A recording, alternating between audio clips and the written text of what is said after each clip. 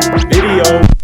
My video today is about Tropical Mega Battle. It was the original form of the Pokemon Worlds event before Pokemon Worlds even existed.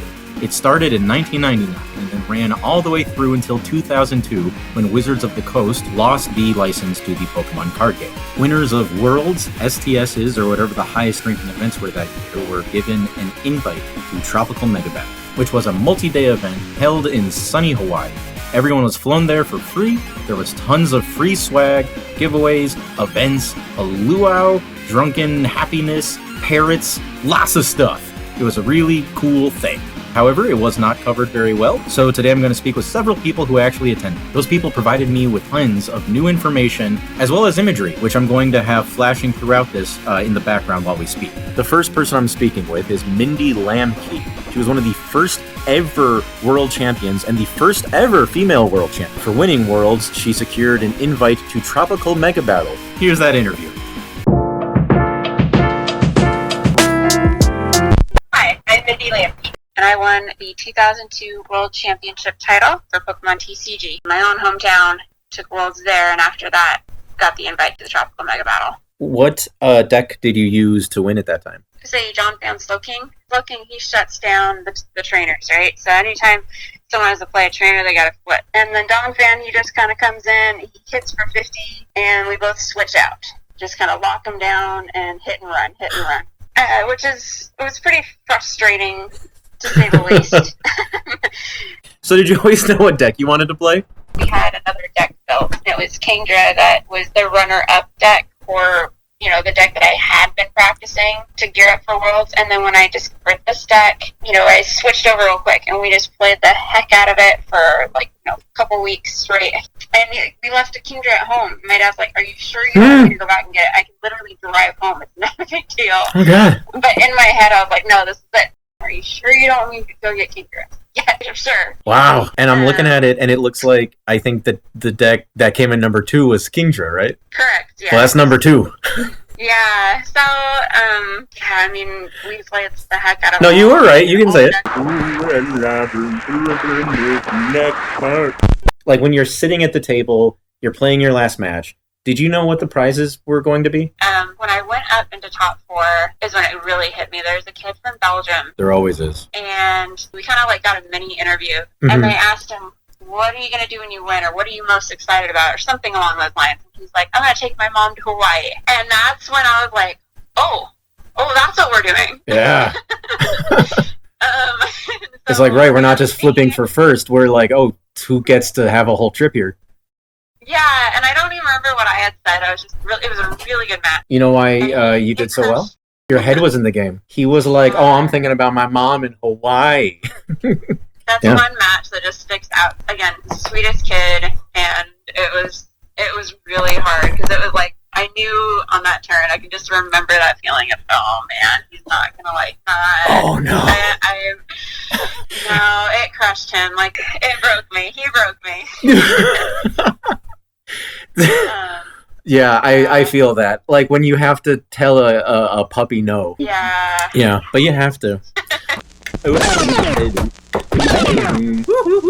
When you were playing people who didn't speak English, were you able to interact with all their cards, or were there translators, or did you find yourself not needing? There was translators there, so you just kind of raise your hand if you needed someone. Mm-hmm. Other than that, it was just a lot of more sign language. Sure. And just trying to get your point across. Moments of just being a girl and sitting there at the table, and they would all kind of poke fun. "Oh, girls don't play," or what is that? What was the slogan back then? It was a Nike thing, anything you can do, I can do better. I can do anything better than you. Did you remind them that you were the winner of Worlds? No, I was how did you make it this far?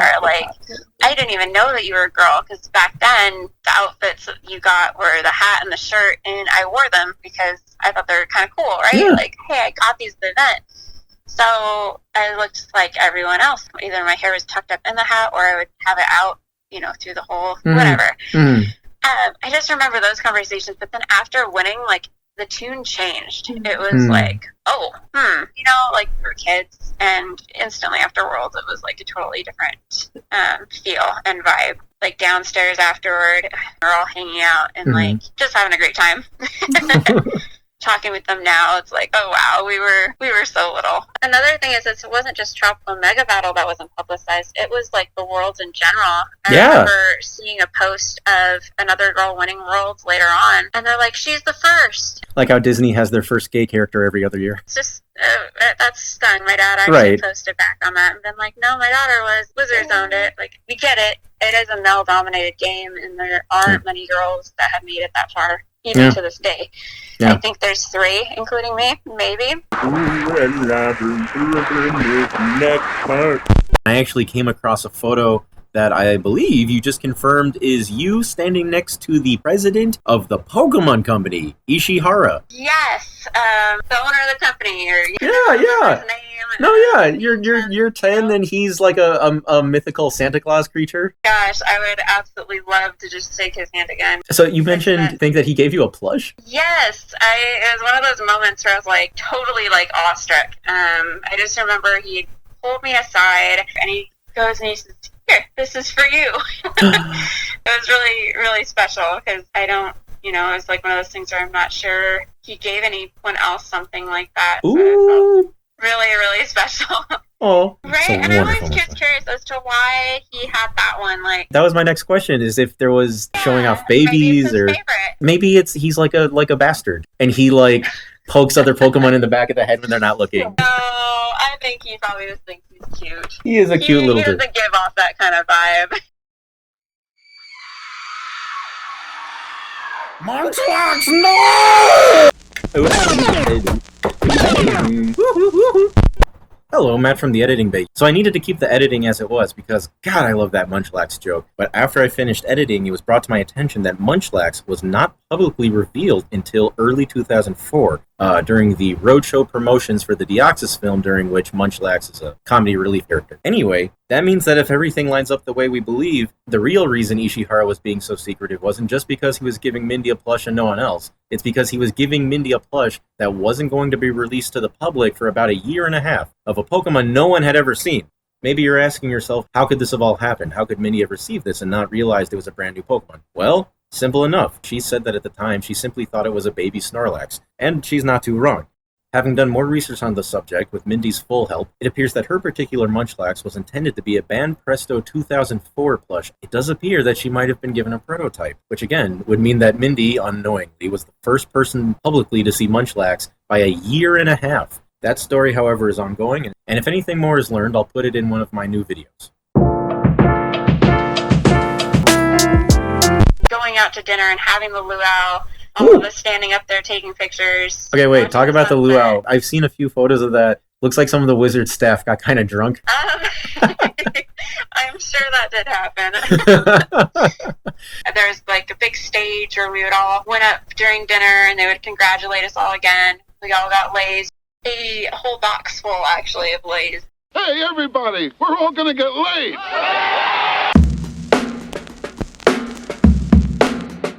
So the main takeaway is, of course, the cards. Can you talk about those a little bit more? Sure. Hello, Matt from the Editing Bay here. So after our interview, Mindy was kind enough to share her cards with a preservationist and his super-duper high-quality scanner. He managed to take really excellent scans that both he and she were willing to share with us today. Please enjoy those as the video goes on. I'll have them whipping around in the background. So we were all given a 30-card deck. They were all exactly the same cards except for the language that they're written. Cool.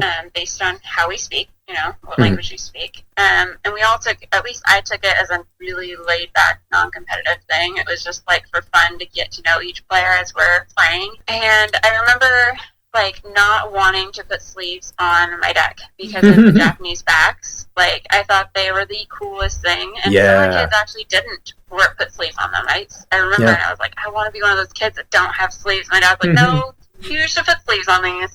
Yeah. So glad he did, right? Whatever. Either way, you have the only ones. Right. Had you seen those specific cards before that event? No, I had not. So you're playing with a deck of, I guess Switch and Energy and stuff, but for the most part, it's cards you've never seen. But then also that means that the cards you're playing against you mostly haven't seen, and they're in mostly languages you don't speak, I'm assuming. Correct. Yeah, most of the cards were super straightforward. Like, a lot of them were just like, hey, attach an energy does 10, or, 2 energies is 20. So it wasn't too hard to pick up. It was like, okay, we're just going to match the energy and then kind of figure it out from there. Next time. Next up, I spoke with Edo, who was a teen journalist at the time. He lived in Hawaii, where Tropical Mega Battle was held, and was just informally invited by one of the official Wizard staff. Also, just as a heads up, the video quality is pretty terrible because we lost all the footage for my side and had to use the thumbnail recording. Ah, lordy. Anyway, enjoy.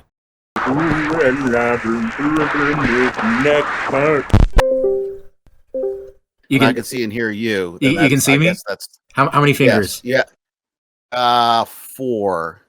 How about now? 5. How about now? I'd love to jump into the interview. Okay, I'm gonna brace myself here. Cool. Okay. What's the most traumatic memory from your past? The most traumatic memory from my past. I'm just joking. No, I'm joking. I'm joking because you probably- said the thing about bracing yourself, so I just thought I would. No, my real question was, what was the last thing you remember your dad saying to you? Oh, did a this little got bit. dark really But quickly. so I believe I'm speaking with Edo, and you were a journalist at the time of Tropical Mega Battle. I feel like there's about 3 sources of knowledge on Tropical Mega Battle, and I feel like your articles are about a third of them. The details you wrote are really interesting and astounding. You had photos, which was super rare for the time. I figured you're already one of the best sources on it. Why not talk to you? A little bit of a background of Please. for me in the Pokemon card game is I was going to college at the time doing a bit of a minor in the Japanese language. I had the cards and I just started to translate and uploading them. Eventually I made a website, heard about this tournament that was going to pop up in Hawaii called the Tropical Mega Battle. And Andrew Finch and a couple of other staff members showed up at a game store in Honolulu. So I went down there just to say, hey, look, this is who I am. Would it be possible for me to go to the event and sort of cover it, a part of the community? They were mildly aware of who I was. They saw my name and everything like that. And I was given the sort of a nod of, okay, yeah, you can go on over there. But it was under the unspoken rule that, keep your nose clean, stay out of the way, kind of thing like Yeah. that. How did you know that Andrew Finch would be at that card store? I think it might have been on like the Poke Gym, but there was an announcement somewhere. Maybe I heard it through the grapevine or whatever it was. I believe it was the last year. Mm-hmm. They had an adult tournament, and I had to borrow a deck because I didn't bring anything with me. In that adult tournament, Mhm. the first round, I did play against him. You're saying at the first round of the First adult round. tournament, it was Yes, and he was playing an Eevee deck. He drew very, very poorly, and I wiped the floor with him. I felt so bad. If I recall correctly, it was sort of, I guess, an impromptu thing almost. It was kind of like, hey, they're doing an adult tournament, and I think either one of the Japanese staff members or the Wizard staff member or a parent.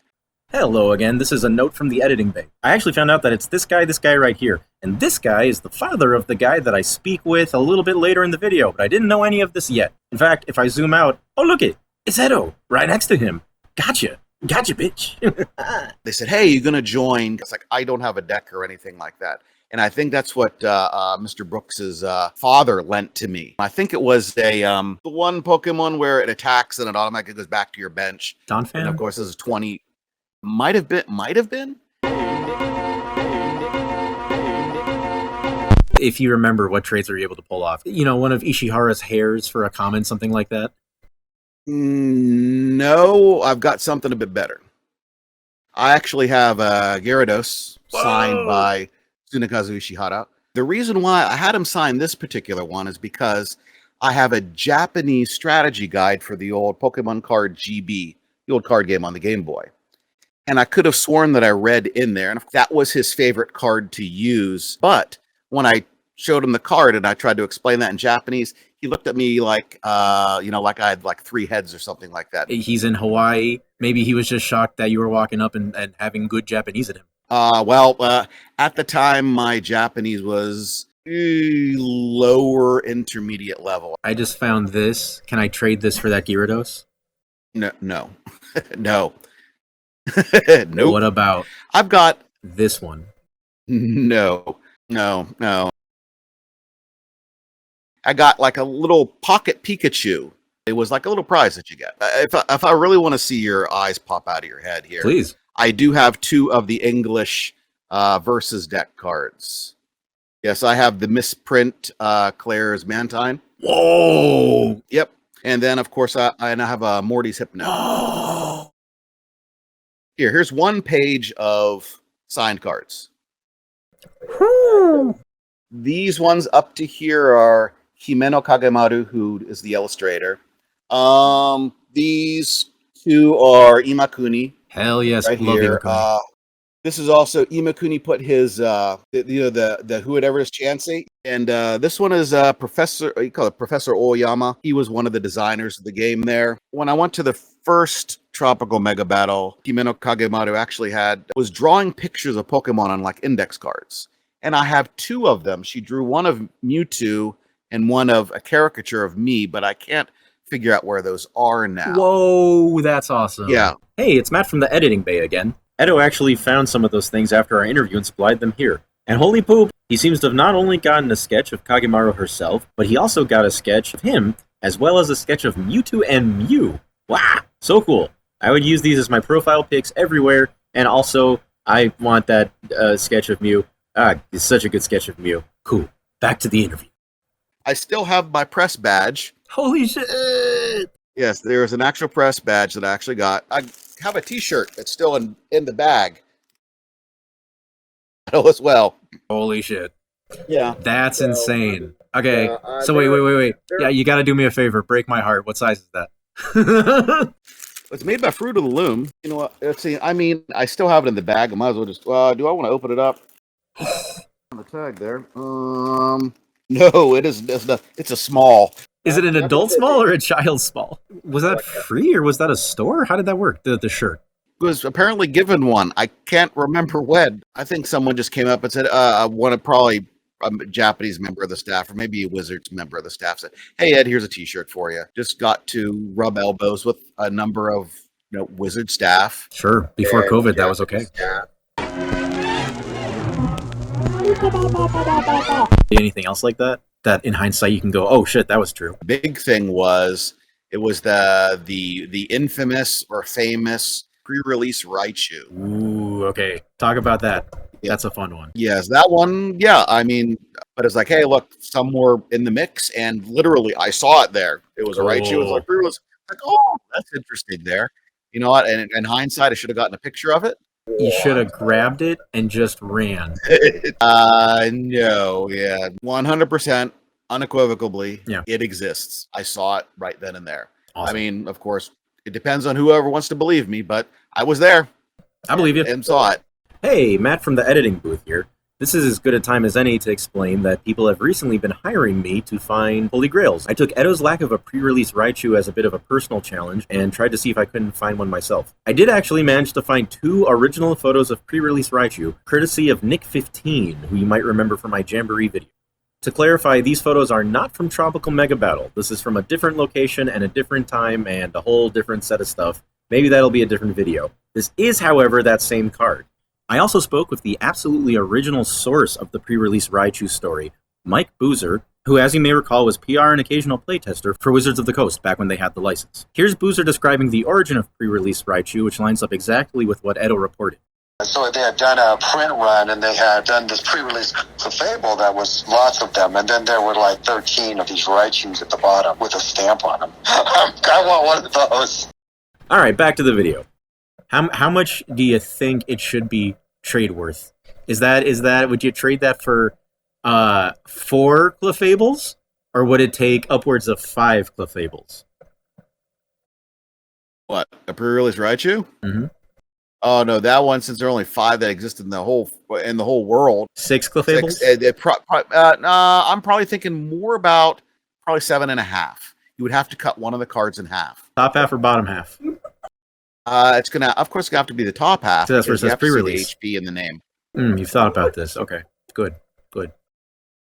Since it's this like weird mythical thing, was it just like you walk up into an event and a Wizards person walks by and go, Whoever was, I think it was Mr. Finch or something, said, "Hey, look, you told someone else, like, hey, there's something you got to see. Not to me. Mhm. He was telling someone else something you got to see. They put it down on the table there to take a look at. It's like, hey, look, it's a pre-release Raichu. And then they looked at it for a little bit, and I was like, oh, that was interesting. And I just made a note about it. And eventually I thought, oh, maybe it'll come back out as a promo or something Sure. like that. I feel you just don't comment on it because it's like you just saw the president naked. You're gonna get shot if you say anything about it. I mean, it started this event. You did get to go 4 times, but even then, it's such an odd thing that was so ephemeral. I look back and I was like, man, that was a surreal experience. Just being able to be in the right place at the right time. Next time. So after speaking with Edo, I figured I would look into a few more people from Tropical Mega Battle. I was able to reach out to John Brooks and get an interview set up. John Brooks was an attendee of Tropical Mega Battle 2002, as well as a winner of various circuits and STSs that year, as well as the year prior. Now here, the interview is, I hope you want to hear this shiz.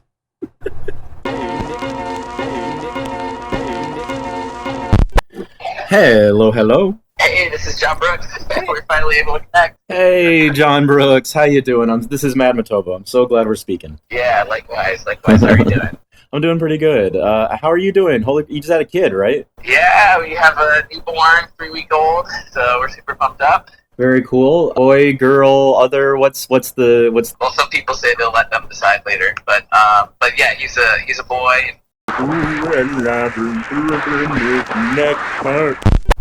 Oh, and also, sorry if my audio quality just went down. I popped the mask on. My landlord is doing maintenance. No problem. Second off, we already sort of got this at the start, but it always helps me to get this sound clip. So could you just confirm and or repeat? Motherfucker! Stop for a sec! Shit. Okay, anyway. That I am speaking with John Brooks, attendant of Tropical Mega Battle. Yes, that's me. Cool. Pretty much the whole event, obviously, is almost lost history at this point, but are there any parts that stuck out to you as still being generally unknown? So when we're at the Tropical Mega Battle, one thing that nobody really knows about or talks about is that the parents were there, and the parents all play Pokemon as well. And so my dad went up to one of the staff members and said, why don't we have a parents tournament? And they got a note under their door for the next morning. And they said, yeah, parents tournament, come meet us. So my dad went and played, and he didn't even play very well. And then it was just like, bring your own deck. Yeah. And they actually put up prizes. Literally took the 4th place prize, and it was just like wrapped in paper, and it actually ended up being the 4th TMB deck with the English front and Japanese back. There's only 4. And we actually just recently sold it. It's probably got the best graded tropical tropical breeze. Whoa! When you're coming home, were you coming home with 2 decks? We came home with 2 decks. Nobody knew about the second deck. Whoa! I don't think anybody knows it exists at this point. Oh. We did sell it to a collector that deserves to have it. They're happy, we're happy, and we wanted it to go to somebody who's going to appreciate the cards. So then, I'm so curious. How much did the other one go for, if you don't mind speaking? Here's the thing, like, the value of those decks is in the Tropical Wind, and those Tropical Wind, like, I think it's the highest graded one. So that and the Mantine, the corrected version Mantine, are the most valuable cards in those decks, and those were graded, I think, the highest level. But isn't it a little goofy, like, to take Tropical Breeze and go, oh, it's 6.5? Because it's not as if I can hop on TCG Player and, like, it's like, it exists. That's kind of the grade, you know? The grade really makes the difference, because if there's a graded one, then yours is not only rare, but it's also the best edition. So they give it a premium to that, which Sure. I understand. Sure. I could care less. We tried to sell everything and get, and then we used the money to fund vacations for our family and family reunions. Sure. That's awesome. Any illegal things you'd like to admit to buying with the money? No. Yeah, so you get there and they give you this 30-card deck, and you have no idea what the cards do, and it's not even a real deck. And Yeah. I honestly felt horrible after the tournament, because I'm so used to building my own decks, getting creative to win the game. When I got there, I lost my first round because my first opponent was this Chinese girl that learned how to flip a coin so it would do the perfect amount of rotation so it would always land on heads. There's this card that she had in her deck that she attached one energy, it does 10 times the number of heads. The only issue is that these were non-competitive decks. It was non-competitive, but when you become a top competitor and then you got to fly out to this location and you don't get the opportunity to compete with non-competitive decks, it's just kind of... it's a free trip to Hawaii. So I went home that night and I was like, Dad, we came all the way to Hawaii. Yeah, I'm a competitor and I didn't even get to compete. And he was playing different language. But it was a really cool event for the kids to put on, but I'm a competitor and I didn't get to compete. And we all at least I took it as a really laid back, non-competitive thing. Disappointing. So I really appreciated the Super Trainer Showdowns actually much more as a competitor. YouTube talk show. My dad kept the deck, and when they were selling their house, they found it in the basement, and we just were like little kids at Christmas. We went through all of our cards. We must have had over $500,000 worth of cards in our basement that we didn't even know we had, and we could have really used that money. So it was just like finding a lottery ticket in your basement. It's Holy shit. cool. And The proverbial cards in your mom's basement, but for you it was true. yes.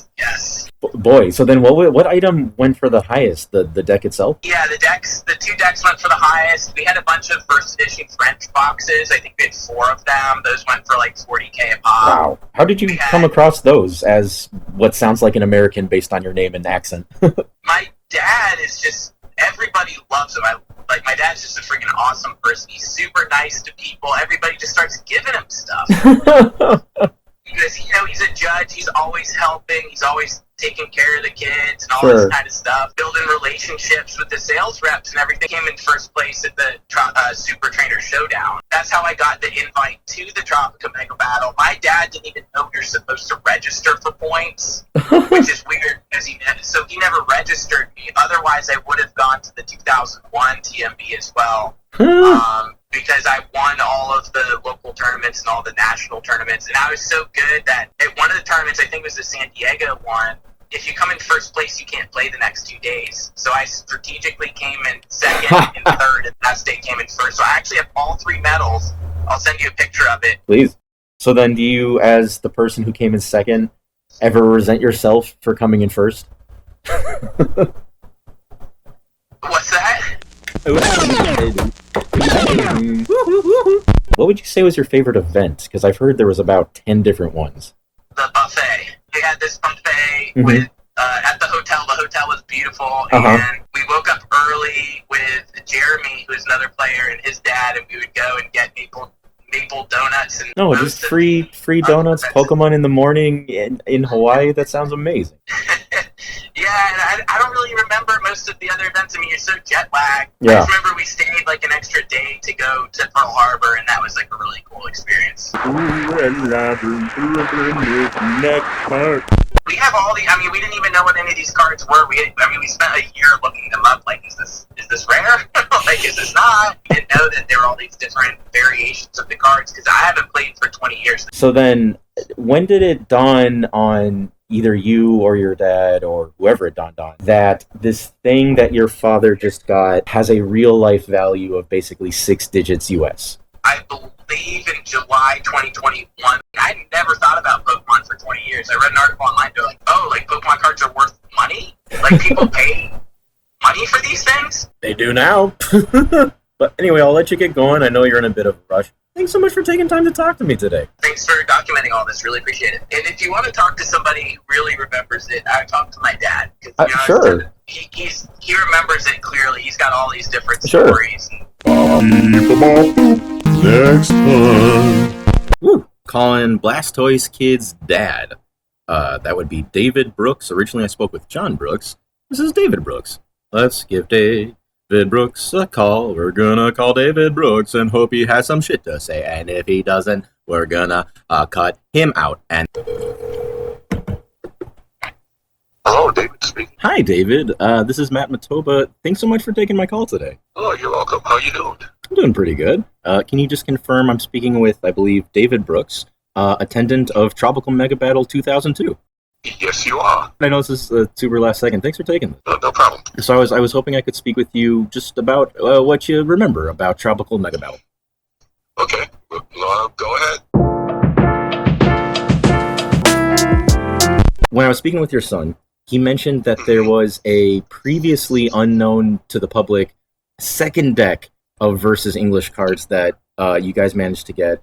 He said that it was basically that you managed to get it from the parents' tournament, if I have those details right. Yes, I went around, saw some of the staff that was there, the Japanese staff, and I said to him, it'd be really nice if you could get a room to have, because, the parents play, and they like to play together, and, the staff guy says, well, let me check on it. And that was like maybe noontime or something like that. Next thing I know, about 3 o'clock, we get an envelope sliding underneath our doors.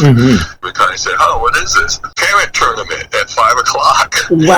That's pretty cool. We just wanted to get together, but yeah, sure, let's have a parents competition. Yeah. And it said any decks available, any deck you want to use. Whoa, because I know John mentioned to me that pretty much the whole weekend you weren't really able to use your own deck. Yeah, so it was just the parents that was able to use any deck they like to use. What deck did you end up using? I think I used it for Alligator, but I think I put some Sneasels in it. Because they said any card you could use. It didn't matter if it was banned or not. Yeah, this is about winning. This is about getting that prize. So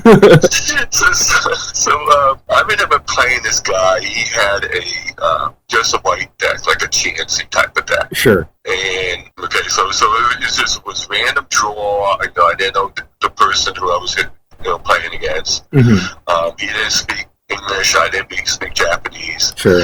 And I real fast. I said, "Do you want to play again, another game?" And he thought that game didn't count. Oh no! That's how he interpreted it. And then after he beat me the second time, he goes, "Oh, I'm the winner." I said, "No, we were just playing for fun. I won the first game." And then he goes, "Oh, okay." Sure. He was very cool with it.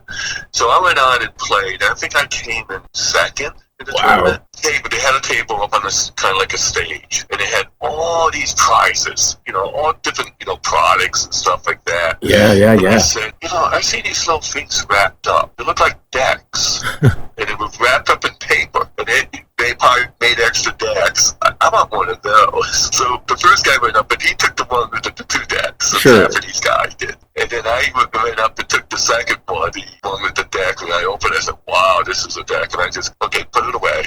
Wow. So you had not only an English versus deck, which is one of the rarest things, period, but you had a not played one. Yeah. Wow. But how crazy then? So in the span of one day, starting at about noon, and then by end of day, you've basically created out of force of will a tournament that has prizes, that has multiple entrants at Tropical Mega Battle. That's insane. Yeah. I think we were very fortunate to go. I kind of talked to Mike Boozer. He was a PR guy. Yes. I know Mike Boozer. Yeah. And I was talking to Mike, and I said, because the same kids kept going to the TMBs. And I kept saying to him, I said, well, that's not fair. I got a kid here who's top in his age group. He wins almost every time he goes. And he can't go there. Well, we have this point system. I can't remember what they call it. You had to go play in the local tournaments, and you had to get so many points. And be ranked and all that kind of stuff. And we didn't really care about that. That wasn't right. We sought out the hard players to play against. But the only way John could get to the TMB was go through the Pacific Coast point system. So that's how we got to the TMB. Wow. John finally ranked high enough that they put him in. Wow. Yeah. So just going, if you're not going to invite me, I'll invite myself. And then winning so hard that it becomes true. Yeah.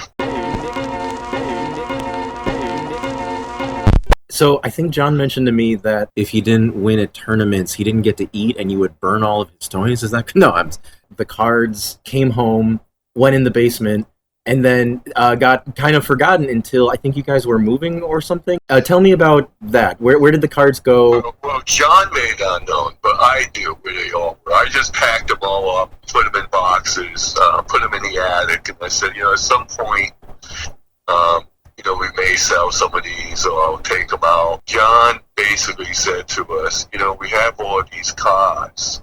He made contacts with different people, different companies, and we decided, sell some of the stuff. Yeah. Because we had so much of it. Yeah. So Jonathan sold his deck, the one he played with through Heritage. And then Jonathan made contact with several people who were interested in buying a TMB deck. And John told them, well, I have another one. And the people will say, how? Yeah. And it goes, you can have it authenticated through PSA if you like. Which the person actually was one of the people who creates the cards at PSA. Wow. He was having a hard time getting a hold of a deck. John had actually met to the tournament one of these guys who enjoys even looking at the cards. Sure. I mean, it's as a grader, that's his job. He has a vault that he goes into as Wow. AC, heated Wow. humidity control. He collects a lot. This is all he does now. So John says, well, this is what we want for the deck. And he says, okay. So we got it insured. We sent it to him, PSA, because he says, I only pay for it if it gets PSA authenticated. It's the type of money you put it out. Yeah, well, sure. And got authenticated. We sent it to this particular grader at PSA. He got it directly. And then he sent it through the system. He Oh, didn't grade it himself. He had other people authenticated it, sure. grading it. Most of the cards came back 8s. Next thing we know, we got a check in the mail. Wow. Oh, I should say wired into our account. Is the number private? Can you say the number? It's about 150K. Woo! Goddamn. Very nice. Congratulations, you and everyone else. Oh, thank you. And unfortunately, you have to pay taxes on it, so Sure. that's the issue. Next part. After taking a moment to wonder why the hell I have to pay taxes, I received a text from Mindy Lamke that said that she had sold her Tropical Mega Battle deck. I figured I would do one more interview to round it all out. Here's that interview. Speaking with Mindy. It's the second time. How's it going? Going pretty good. So last we spoke, you wanted to sell these, and you were hoping to get a good amount for them. Were you successful? Were you able to find a buyer for the cards? Yes. I'm so curious. What was the price tag that you ended up getting? It was more than $20,000. Woo! Yeah, it was. It's saying that it's still hasn't hit me yet. Like, It's insane. It's insane. Seriously, a blessing in disguise. Okay, so what are you gonna do? What's your first thing with the money? I am going to go to Japan. Hell yeah! Going to Worlds? Yes. Yeah, yes, yeah. Really, yes. I am blown away. I mean, I guess I shouldn't be in Japan, but Yeah. Oh my god, right? And it feels like Tropical Mega Battle again. They're having a cruise ship. It's completely like a victory lap, just like Tropical Mega Battle was. yeah, I'm blown away. You know, I actually learned something too. I just recently found out that the Slow King, was banned after I won with it. The Japanese version was printed differently, and that's why. So the Japanese version says that Slow King had to be active in order for Oh, shit! Yeah, huge, right? Wow. Yeah, it was almost certainly a direct result of you playing it and playing it there that caused that to happen. Absolutely. I mean, Good job. And thanks again for doing the follow-up. I'm glad we got a chance to talk about it, and I'm really happy for you and glad to hear what ended up happening. Congrats. Thank you. Yeah. Okay. Don't spend it all on one card in Japan. No, definitely not. Whew. That was 9 hours of real-life interviews cut down to what looks like about 38 minutes currently. I cut all the best stuff. I cut all the good stuff. I cut all the stuff where the secrets happen. You'll never hear it, and I did it because I'm just a monster. But no, I do hope you enjoyed this video, and I hope you enjoyed the interviews. Personally, I really enjoyed getting to actually hear from people who were there, and I also enjoyed getting to hear about a secret deck that was sold for $150,000. Holy crap. This has been Matopa Design's video on Tropical Mega Battle. I hope you enjoyed hearing everyone's stories and seeing something new. By the way, I've had some people tell me I should mention this in my video, so I'll mention it again here. My Grail service is for hire, although currently I don't have any slots available. Just like I described in my video, people hire me to find lost or missing things, usually antiques to Pokemon cards. Some of the notable things I found are, of course, the Jamboree cards, e-reader demo cards, Pokemon AM3 cards, the pre-release Raichu, and, well, a lot of stuff. If there's something you need found, if you can afford it, I can find it. Wait here for a moment. Boop. Boo-doop. Boo-boo-boop. Boo-boo. Boo-boo-boo-boo. Boop.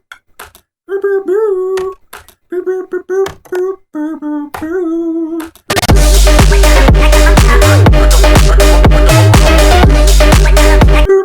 I was elevator noising. Yeah.